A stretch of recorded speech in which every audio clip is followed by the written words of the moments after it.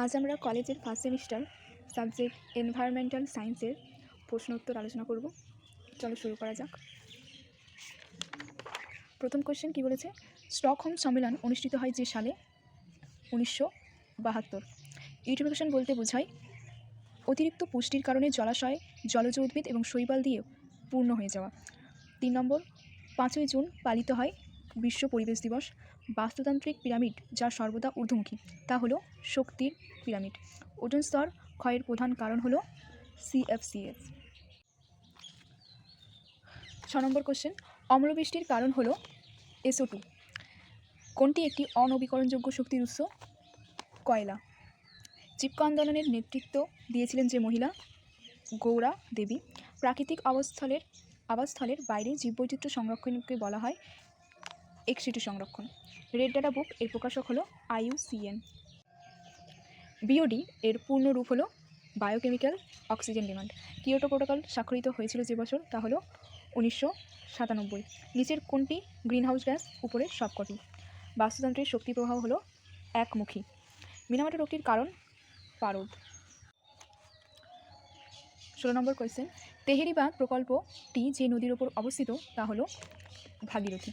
ভারতবর্ষে প্রতিষ্ঠিত প্রথম জাতীয় উদ্যান হলো জিম করবেট জাতীয় উদ্যান। ভারতে the water prevention and control of pollution act প্রণীত হয় 1974। নাইট্রোজেন চক্রে অ্যামোনিয়ার নাইট্রেটে রূপান্তরকে বলা হয় নাইট্রিফিকেশন। এটি কোন ধরনের খাদ্য শৃঙ্খল? মরা এবং পচা পাতা থেকে ছত্রাক বা ব্যাকটেরিয়া থেকে কেঁচো থেকে পাখি। এটা হবে ডেট্রিটাস খাদ্য শৃঙ্খল। 21 নম্বর কোয়েশ্চেন, এডাফিক ফ্যাক্টর যার সাথে সম্পর্কিত তা হলো মাটি।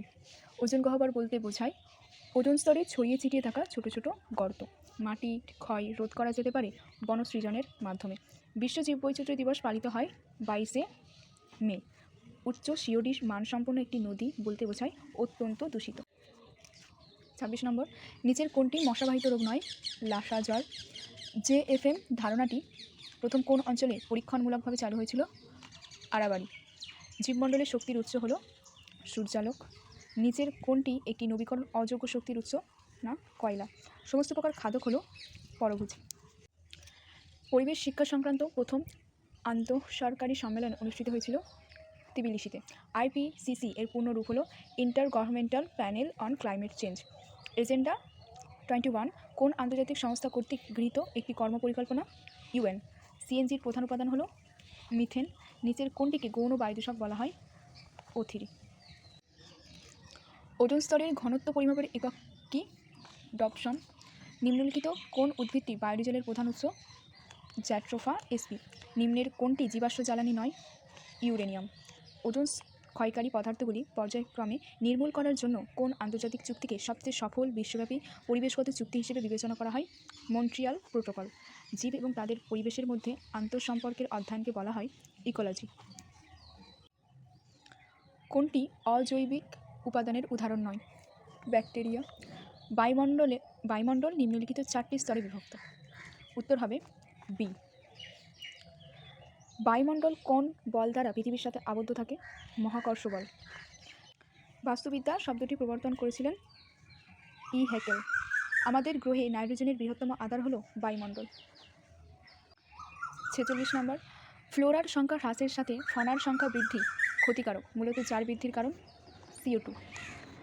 বায়োগ্যাসের প্রধান উপাদান হলো মিথেন। বন হলো D। AOC উভয় নবীকরণযোগ্য সম্পদ, নিঃশেষযোগ্য সম্পদ। নিচের কোন গ্যাসটির সর্বোচ্চ গ্লোবাল ওয়ার্মিং পোটেনশিয়াল আছে? SF6। সাউন্ড মিটার যন্ত্রের দ্বারা শব্দ পরিমাপ করা হয় এবং এর একক হলো ডেসিবেল।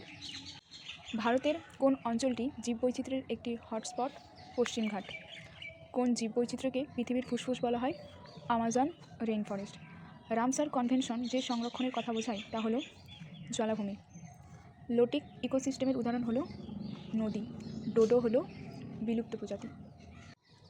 56 নম্বর কোশ্চেন, ভারতে জীববৈচিত্র্যের হটস্পটের সংখ্যা হলো 4টি। পরিবেশ সংরক্ষণ আইন প্রবর্তন করা হয় যে সালে? 1986। জলেতে কয়েল এর উপস্থিতি ইঙ্গিত করে মল দ্বারা দূষণ। বায়োমেডিক্যাল বর্জ্য ব্যবস্থাপনায় মানুষের দেহাংশ বর্জ্যের জন্য কোন রঙের ব্যাগ ব্যবহার করা হয়? হলুদ। নিম্নলিখিত জীবগুলির মধ্যে কোনটি প্রথম শ্রেণীর খাদক? খরগোশ। এভাবেই শেষ করলাম কলেজের ফার্স্ট সেমিস্টার সাবজেক্ট এনভায়রনমেন্টাল সায়েন্সের প্রশ্ন উত্তর।